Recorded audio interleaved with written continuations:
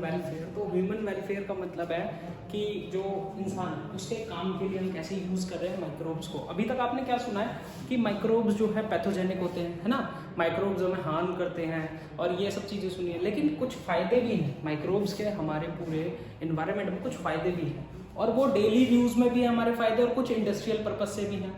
Antibiotic बनाते हैं, ये एंजाइम बनाते हैं, ये एसिड्स बनाते हैं, काफ़ी ऐसे यूजफुल प्रोडक्ट जो है वो ह्यूमन को देते हैं। तो आज हम माइक्रोब्स इन ह्यूमन वेलफेयर पढ़ेंगे, मतलब हमारे काम में जो आते हैं माइक्रोब्स वो कैसे काम आते हैं वो सब पढ़ना है, ठीक है। अब एक बार देखो, सबसे पहले मैं आपसे अगर यही पूछ लूं कि बेटा माइक्रोब्स होते क्या है, what is micro organism, give example. अगर मैं आपसे पूछूं तो सबसे पहले आप क्या बोलोगे? सबसे पहले आप ये बोलोगे कि ऐसे ऑर्गेनिज्म जो हम नेक्ड आई से नहीं देख सकते, which can't be seen by naked eyes, naked eyes से नहीं देख सकते। दूसरा एग्जांपल क्या लिखोगे इसका? बैक्टीरिया लिख दोगे, ठीक है, बैक्टीरिया लिख दिया, वेरी गुड। उसके बाद आप क्या लिख सकते हो? प्रोटोजोन लिख सकते हो, वेरी गुड, ठीक है, प्रोटोजोन लिख सकते हो। साथ के साथ आप क्या लिख सकते हो? फंजाई भी लिख सकते हो। कुछ फंजाई ऐसी है जो कितनी बहुत छोटी है, जो हम देख नहीं सकते हैं, जैसे कई सारी हैं, जैसे पेनिसिलियम वगैरह है, तो इन फंजाइज को हम देख नहीं सकते। जैसे यीस्ट है, यीस्ट क्या है? एक यूनिसेलुलर फंजाई है, यूनिसेलुलर फंजाई, ठीक है, तो इसको हम नहीं देख सकते। तो कुछ ऐसे जो है माइक्रो ऑर्गेनिजम्स होते हैं और ये हमारे ह्यूमन वेलफेयर पे किस तरीके से काम आ रहे हैं इस चैप्टर में हम बात करेंगे पूरी। तो टोटली सबसे पहले मैं बात कर लेता हूँ, पहले आउटलाइन दे दूं इस चैप्टर की बच्चों। आउटलाइन में ये है कि सबसे पहले माइक्रोब्स को पढ़ेंगे, हाउस होल्ड में कैसे यूज हो रहे हैं, इंडस्ट्रियल पर्पस में कैसे यूज हो रहे हैं, इंडस्ट्रियल पर्पस से कैसे यूज हो रहे हैं। साथ के साथ हम पढ़ेंगे सीवेज ट्रीटमेंट प्लांट, जो पानी होता है ना, जो सीवेज होता है, जो गंदा पानी होता है, वो रिवर में जाने से पहले सीवेज ट्रीटमेंट प्लांट में जाता है और वहां पर जाकर क्या होता है? प्योरीफाई होता है, थोड़ा सा क्या होता है? कम पैथोजेनिक या फिर हम बोले पैथोजेंस को रिमूव कर दिया जाता है, तो वो सीवेज ट्रीटमेंट प्लांट्स में होता है। फिर बायोगैस प्लांट पढ़ेंगे हम, बायोगैस प्लांट में गोबर गैस प्रोडक्शन पढ़ेंगे, ठीक है। उसके बाद आपने पढ़ना है ऑर्गेनिक फार्मिंग, ऑर्गेनिक फार्मिंग, और इसमें हम यूज करते हैं बच्चों बायो कंट्रोल एजेंट्स को और साथ के साथ बायो फर्टिलाइजर्स को। ये टॉपिक्स हमारे कवर करने हैं इस चैप्टर में। सबसे पहले चैप्टर में जो टॉपिक है हाउस होल्ड प्रोडक्ट्स में आप कैसे यूज करते हो, ये मैं कवर करा रहा हूँ, क्लियर है। अभी मैं ये कवर करा रहा हूँ। तो हाउस होल्ड में क्या क्या चीजें हैं जो आप डेली पर्पस पे यूज करते हो और वो बनती किससे है? माइक्रोब से बनती है, ठीक है। चलो, अगर मैं सबसे पहले बात कर लूँ, दही सबने बनाया घर में, दही बनाया। अच्छा, दही कैसे बनता है बच्चों? मिल्क लिया, मिल्क में क्या करा? स्टार्टर डाला। स्टार्टर का मतलब है थोड़ा सा अमाउंट ऑफ कर्ड आप ऐड कर देते हो, है ना, small amount of curd is added to the milk, ठीक है। फिर उसके बाद आप उसे छोड़ देते हो। उसके बाद छोड़ने के बाद वो कुछ एक सूटेबल टेम्परेचर पर वो क्या बन जाता है? कर्ड बन जाता है, दही बन जाता है। लेकिन वो सूटेबल टेम्परेचर लगभग कितना होता है? वो हम मानते हैं 24 से 25 डिग्री सेल्सियस हो सकता है ना, नॉर्मल टेम्परेचर रहता है, बहुत ज्यादा ठंडा नहीं, बहुत ज्यादा गर्म नहीं। 24 से 25 डिग्री सेल्सियस टेम्परेचर है। स्टार्टर जो होता है, जो आप थोड़ा सा डालते हो ना, उसको हम इनोक्यूलम कहते हैं। क्या कहते हैं बच्चों? इनोक्यूलम, ठीक है। The small amount of the curd which is added to the milk, ठीक है, to coagulate the fats of the या प्रोटीन्स ऑफ द क्या होगा? मिल्क, वो क्या होता है? इनोक्यूलम होता है, इनोक्यूलम जो स्टार्टर है। फिर उसके बाद मैं कहता हूँ मिल्क में ऐसा क्या होता है कि बेटा कर्ड बन जाता है। जो आपने यहाँ पर कर्ड डाला है, जो स्मॉल अमाउंट ऑफ इनोक्यूलम डाला है, उस इनोक्यूलम में बेटा क्या है? बैक्टीरिया है। वो बैक्टीरिया का नाम क्या है? लैक्टोबैसिलस। क्या नाम है? लैक्टोबैसिलस। ये बैक्टीरिया करते क्या है? लैक्टिक एसिड प्रोड्यूस करते हैं, इसलिए इनको हम क्या बोलते हैं? Lactic acid bacteria. देखो, लैक्टोबैसिलस को हम क्या बोलते हैं? Lactic acid bacteria. क्यों बोलते हैं इनको lactic acid bacteria? Because they produce lactic acid. ये प्रोड्यूस क्या करते हैं? लैक्टिक एसिड प्रोड्यूस करते हैं। और ये लैक्टिक एसिड फर्दर क्या करता है? Further partially digest the milk protein. Milk में जो प्रोटीन है उसको पार्शियली क्या कर देता है? डाइजेस्ट कर देता है। और डाइजेस्ट करने के बाद ये किसकी फॉर्मेशन करता है? कर्ड की फॉर्मेशन करता है। ये बात समझ में आ गई? The bacteria in the inoculum produces lactic acid and further the lactic acid converts the या partially digests the milk protein and hence formation of curd takes place, ठीक है। इस तरीके से मैं बोल सकता हूँ। उसके बाद मैं कहता हूँ ये जो कर्ड बना बच्चों, इसके फायदे क्या है? इसकी न्यूट्रिएंट वैल्यू बढ़ जाती है, न्यूट्रिटिव वैल्यू बढ़ जाती है। और न्यूट्रिटिव वैल्यू में अगर मैं कहूँ तो मेनली क्या बढ़ता है बच्चों? विटामिन B12 की मात्रा, amount of vitamin B12, vitamin B12, ये इंग्रेडिएंट बढ़ जाता है। दूसरी चीज, चेकिंग स्टमक पैथोजन, जो स्टमक में अदर पैथोजेंस हैं उनकी ग्रोथ को क्या करता है, ये रोकता है। कौन? Lactic acid bacteria. ये जो लैक्टिक एसिड बैक्टीरिया है, तो ये काम है इसका। क्लियर है? तो कर्ड वाला हिसाब किताब क्लियर है बच्चों? ठीक है। अब मैं कहूंगा कि एक बार इस पर आ जाओ, एक बार इस पर आ जाओ। पहला काम हो गया, हमने कर्ड बना लिया। दूसरा काम हो गया, हमने डफ बनाते हो बच्चों। डफ होता है जो आटा बनाते हो ना आप, या फिर जो प्रिपरेशन करते हो इडली और डोसा के लिए, जो भी चीज बनाते हो, पहले पेस्ट बनाते हो, उसको डफ बोलते हैं। तो वो जो डफ बनाते हो उसमें हम क्या करते हैं, एक बैक्टीरिया ऐड करते हैं जिसका नाम है स्ट्रेप्टोकोकस। स्ट्रेप्टोकोकस बैक्टीरिया करता क्या है बच्चों? ये प्रोड्यूस करता है, produces CO2 bye fermentation. Fermentation process से क्या करता है, CO2 प्रोड्यूस करता है। और क्या करेगा, ये CO2 एस्केप करेगी। एस्केप करेगी तो उस डफ में क्या बना देगी, लार्ज होल्स बना देगी, छोटे छोटे छेद बना देगी एस्केप करने के लिए, बाहर जाने के लिए। तो उसमें पफी अपीयरेंस आएगी, साथ के साथ वो फ्लफी हो जाएगा, बहुत ही सॉफ्ट हो जाएगा। तो इसी चीज को हम बोलते हैं क्या, कि हम डफ बनाने के लिए उसको यूज करते हैं। अब यहाँ पर दिक्कत क्या आ रही है बच्चों को, फर्मेंटेशन समझ नहीं आ रहा होगा, है ना, कि फर्मेंटेशन क्या होता है। फर्मेंटेशन प्रोसेस बच्चों आप 10th क्लास में पढ़ चुके हो। अगर मैं आपको फर्मेंटेशन सिखाऊं तो आपको बहुत अच्छे से आती है। तो मैं एक बार फर्मेंटेशन की क्या लिख देता हूं, अच्छा मिटो दी। देखो, अगर मैं फर्मेंटेशन की बच्चों आपके सामने इक्वेशन लिखूं तो आपको समझ में आ जाएगा कि मैं क्या कहना चाहता हूं। मैं कह रहा हूं बच्चों, आपके सबके शरीर में क्या होता है, ग्लूकोज होता है। ग्लूकोज 6 कार्बन मॉलिक्यूल होता है। एक प्रोसेस होती है ग्लाइकोलाइसिस। ग्लाइकोलाइसिस से ये टूट जाता है 2 पायरुवेट के मॉलिक्यूल। यहां तक क्लियर है? पायरुवेट के मॉलिक्यूल में टूटने के बाद यहां से 3 कंडीशंस अराइव होती है।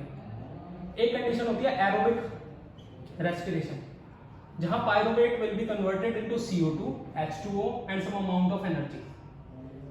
ठीक है, here anaerobic respiration takes place. और अनएरोबिक रेस्पिरेशन में क्या होता है बच्चों, लैक्टिक एसिड बनता है। ठीक है, और क्या बनता है, एनर्जी बनती है। बेटा लैक्टिक एसिड 3 कार्बन कंपाउंड है, 3 कार्बन कंपाउंड। और यहां भी एनारोबिक रेस्पिरेशन होती है। और क्या बनता है, ethanol, ethanol plus CO2 plus energy. ये देखो सर बेटा, ये फर्मेंटेशन प्रोसेस क्या है, ये फर्मेंटेशन। फर्मेंटेशन में क्या निकल रहा है बच्चों, CO2 निकल रहा है। तो ये जो फर्मेंटेशन प्रोसेस है, इसी फर्मेंटेशन प्रोसेस की ये बात कर रहे हैं कि ये जो पर्टिकुलर बैक्टीरिया है वो अंडरगो जाता है फर्मेंटेशन टू प्रोड्यूस एनर्जी। और एनर्जी के साथ साथ वो CO2 भी प्रोड्यूस करता है, इथेनॉल भी प्रोड्यूस करता है। जो CO2 एस्केप होती है वो छोटे छोटे होल्स बना देती है, और होल्स से क्या हो जाता है, डफ की फ्लफी अपीयरेंस हो जाती है। ठीक है, सॉफ्ट हो जाता है डफ। बात समझ में आ गई? फर्मेंटेशन का पाथवे अगर पूछा जाए तो पूरा ट्रेस कर दोगे, यहां से लेके यहां तक। ठीक है, यहां से लेके यहां तक कर दोगे। चल, अब दूसरी चीज जो मेरे पास आती है वो है, अगर हमें ब्रेड बनाना हो बच्चों, क्या बनाना हो, ब्रेड। ब्रेड में भी हम किसका यूज करते हैं, माइक्रोब्स का यूज करते हैं। और कौन सा माइक्रोब यूज करते हैं बच्चों, हम माइक्रोब यूज करते हैं फंजाई। क्या यूज करते हैं, फंजाई। हमने ब्रेड बनाना है, ब्रेड के लिए हमने यूज करा बेकर्स यीस्ट। कॉमन नेम है इसका बेकर्स यीस्ट। और बेकर्स यीस्ट हम किसको कहते हैं, सैक्रोमाइसिस सर्वेसिया। ये एक तरीके की बच्चों यीस्ट है। और यीस्ट क्या होती है बच्चों, फंजाई होती है। और यीस्ट कैसी होती है, यूनिसेलुलर होती है। ये बात क्लियर है? 11th क्लास में सारी चीजें पढ़ चुके हो। ब्रेड है, ब्रेड को बनाने के लिए हम एक यीस्ट यूज करते हैं। यीस्ट का नाम है सैक्रोमाइसिस सर्वेसिया। एक यीस्ट जो है वो फंजाई होती है, इसको हम बेकर्स यीस्ट कहते हैं। ब्रेड बनाने में क्यों करते हैं, क्योंकि ब्रेड के लिए जो डफ बनता है, अगेन उसको प्रिपेयर करने के लिए हमें क्या चाहिए, ये सैक्रोमाइसिस सर्वेसिया। ये CO2 प्रोड्यूस करेगा by the process of fermentation. ठीक है, किस प्रोसेस से करेगा बच्चों, फर्मेंटेशन से। फर्मेंटेशन से it will produce CO2 and make the डफ सॉफ्ट। ठीक है, फिर उसके बाद आपके पास आ जाता है कि ट्रेडिशनल ड्रिंक टोडी। इसकी बात लास्ट में करेंगे, थोड़ा सा बड़ा है। हम एक बार चीज की बात कर लेते हैं। ये बता दूं, बेकर्स यीस्ट। देखो चीज की बात करूं अगर मैं, तो चीज हमारे पास फ्लेवर के हिसाब से, टेक्सचर के हिसाब से और टेस्ट के हिसाब से अलग अलग हो सकता है। हम यहाँ 2 चीज की बात कर रहे हैं। एक चीज है बच्चों रॉक्यूफोर्टे चीज, एक चीज है बच्चों स्विस चीज। ठीक है, जो स्विस चीज है वो कुछ ऐसा चीज है, स्विस चीज जो है वो कुछ ऐसा चीज है, उसकी अपीयरेंस कुछ ऐसी है कि उसमें बड़े बड़े लार्ज होल्स है। लार्ज क्या है, होल्स है। ये लार्ज होल्स मेरे को कहीं देखे हुए लग रहे हैं, कहाँ देखे? ऐसा चीज देखा है आपने लार्ज होल्स वाला? कहाँ देखा बताओ? टॉम एंड जेरी में, है ना? टॉम एंड जेरी में जेरी खाता था ना ये, और वो लगा देता था पिंजरे में और पकड़ता था। तो ये स्विस चीज है। स्विस चीज में ऐसे बड़े बड़े जो छेद होते हैं वो किसकी वजह से होते हैं? Due to the production of a large CO2। ठीक है, अगर मैं कहूँ large amount of CO2 produce होती है, लार्ज अमाउंट ऑफ CO2। अब CO2 क्यों होगी बेटा? क्योंकि यहाँ पर क्या होगा? फर्मेंटेशन होगी। लेकिन फर्मेंटेशन कोई बैक्टीरिया करेगा या यीस्ट करेगा? तो यहाँ बैक्टीरिया यूज हो रहा है, और बैक्टीरिया का नाम क्या है बच्चों? Propionibacterium shermanii. क्या नाम है? Propionibacterium shermanii. Most important है बच्चों, याद रखने पड़ेंगे ये नाम as it is. Swiss cheese की एक और वैरायटी है जिसका नाम है रॉकीफोर्ट चीज। रॉकीफोर्ट चीज जो होती है उसमें हमारे पास अपीयरेंस कुछ ऐसी होती है कि उसमें छोटे छोटे होल्स होते हैं, थोड़े छोटे होल्स होते हैं। और जो छोटे होल्स होते हैं वो किसकी वजह से होते हैं? Fermentation bye fungus. और फंगस क्या है? पेनिसिलियम रॉकीफोर्टी। फंगस का नाम है पेनिसिलियम रॉकीफोर्टी, इसकी वजह से। तो आपको फंगस क्या लेनी है? रॉकीफोर्टी, ठीक है, जिससे कि बनेगा रॉकीफोर्ट चीज। और अगर आप बैक्टीरिया लोगे तो बनेगा क्या? स्विस चीज, क्योंकि large amount of CO2 produce करेगा ये वाला बैक्टीरिया। शर्मा। अच्छा, फर्मेंटेशन का तो पता ही है आपको सबको, ये पाथवे फॉलो होगा फर्मेंटेशन का, ठीक है।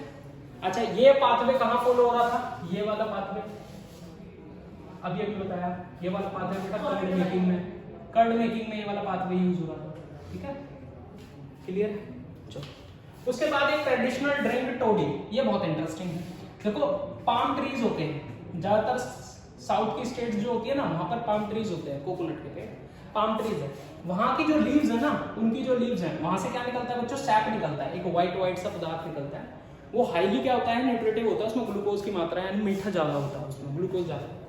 तो उसको हम क्या करते हैं, जैसे ये मान लो एक सैप ट्री है, ये उसकी पत्तियां हैं, ये पत्तियां हैं, और यहाँ पर हमने कोई ऐसे कंटेनर लगा दिया बच्चों, एक कंटेनर लगा दिया, बांध दिया। उस कंटेनर में क्या हो रहा है? सैप इकट्ठा हो रहा है। क्या इकट्ठा हो रहा है? सैप। ये सैप इकट्ठा हो रहा है। सैप इकट्ठा करने के बाद वो क्या करते हैं? इस सैप को इकट्ठा कर लिया, इस सैप को फिर क्या करते हैं? यहाँ पर माइक्रोब डाल देते हैं। कौन सा माइक्रोब डालेंगे बच्चों? ये रहा साइक्रोमाइसिस सर्वेसिया, अगेन वही सैक्रोमाइसिस सर्वेसिया इसमें डाला, तो ये क्या करता है? फर्मेंटेशन करता है। फर्मेंटेशन कैसे करेगा? ऐसे करेगा, CO2 प्रोड्यूस करेगा, एनर्जी प्रोड्यूस करेगा, इथेनॉल प्रोड्यूस करेगा।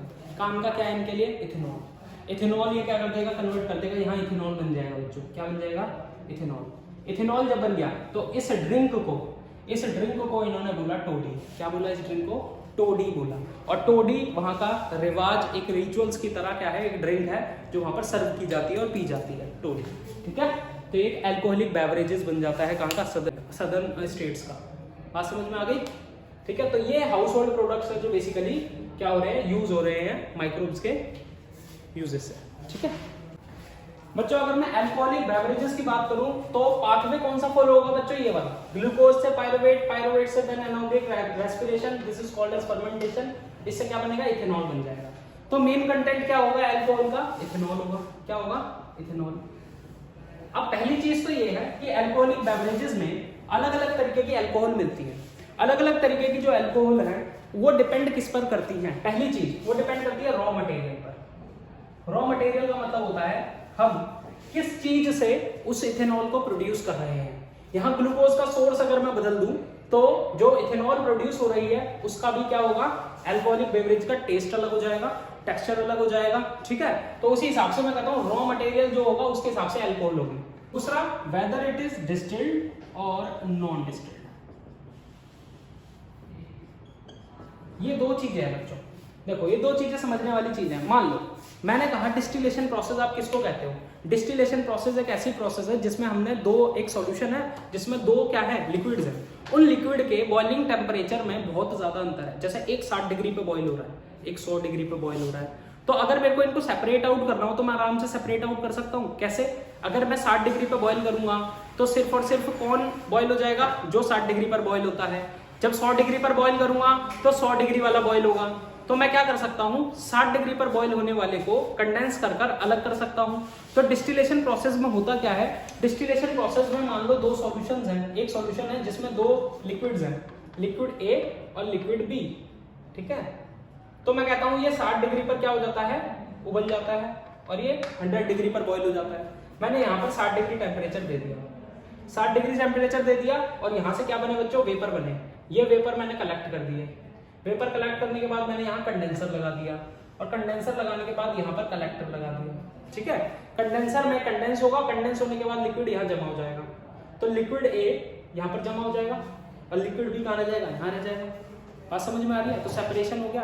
तो इसी तरीके से क्या करते हैं हम, अगर मैंने इस पर्टिकुलर कंपाउंड का डिस्टिलेशन कर लिया तो वो डिस्टिल्ड बन जाएगी अल्कोहल, और डिस्टिलेशन नहीं करा तो नॉन डिस्टिल्ड बन जाएगी अल्कोहल। ये बात समझ में आई?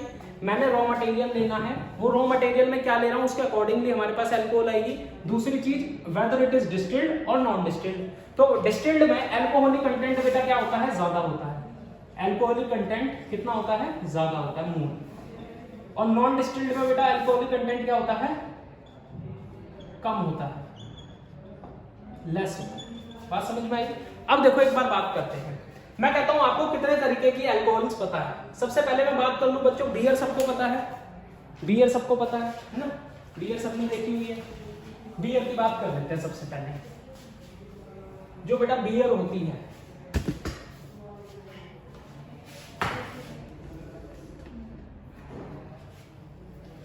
जो बियर है, बियर किससे बनती है, बैरल से। बैरल होता है बेटा ज्यों, ज्यों होता है ना, ज्यों, ठीक है, गेहूं जैसा होता है, अनाज होता है। इसको अगर हम क्या करें, फर्मेंटेशन करें इसकी। अब फर्मेंटेशन किससे होगी बच्चों, ब्रीवर्स यीस्ट से। किससे होगी, ब्रीवर्स यीस्ट। क्या होती है ब्रीवर्स यीस्ट बच्चों, वही अगेन सैकेरोमाइसेस सेरेविसिया। ठीक है, ये हो गई ब्रीवर्स यीस्ट। ठीक है, यहां पर क्या बना लेगी, इथेनॉल बना लेगी, CO2। हमने किससे बनाया, बैरले से बनाया। तो बैरले फर्मेंट होके क्या बनाएगा, इथेनॉल बनाएगा और CO2 बनाएगा। ठीक है, प्लस एनर्जी। अब यहां पर जो ये प्रोड्यूस हुई है, ये क्या बनी है, बियर बनी है बच्चों। क्या बनी है, बियर। ठीक है, ये बन गई बियर। अब ये जो बियर है, इसके अंदर जो अल्कोहलिक कंटेंट है वो कितना होता है, 4 से 6%। कितना होता है अल्कोहलिक कंटेंट, 4 से 6%। ठीक है, अगर मान लो मैं बियर को क्या कर दूं, डिस्टिल्ड कर दूं, यानी इसका डिस्टिलेशन कर दूं, तो डिस्टिलेशन करने के बाद बियर की क्या बनता है बच्चों, विस्की बनती है। क्या बनती है, विस्की। विस्की में 40 से 50% क्या होता है, अल्कोहल। कितना, 40 से 50% अल्कोहल।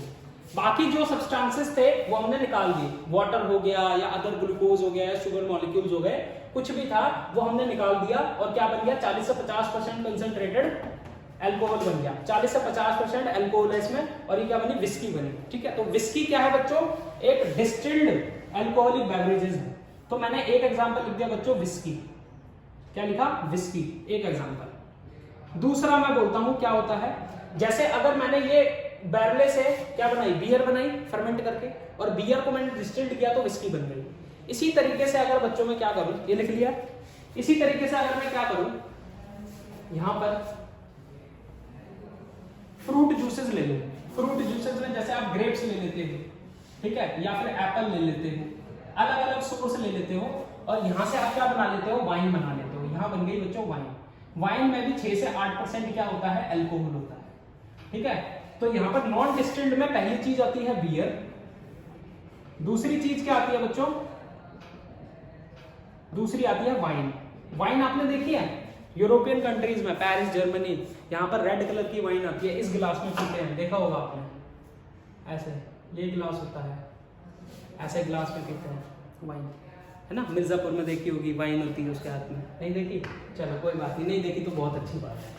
वाइन होती है। अब वाइन में 6 से 8% अल्कोहल है, ये नॉन डिस्टिल्ड है। अगर इसको मैं क्या कर दूं बेटा, डिस्टिलेशन कर दूं इसका, तो ये स्ट्रॉन्ग बन जाएगी थोड़ी। स्ट्रॉन्ग बनने के बाद ये बनाती है ब्रांडी। क्या बनाती है, ब्रांडी। और ब्रांडी में लगभग 40 से 50% या 55% क्या होती है, अल्कोहल कंटेंट, शराब।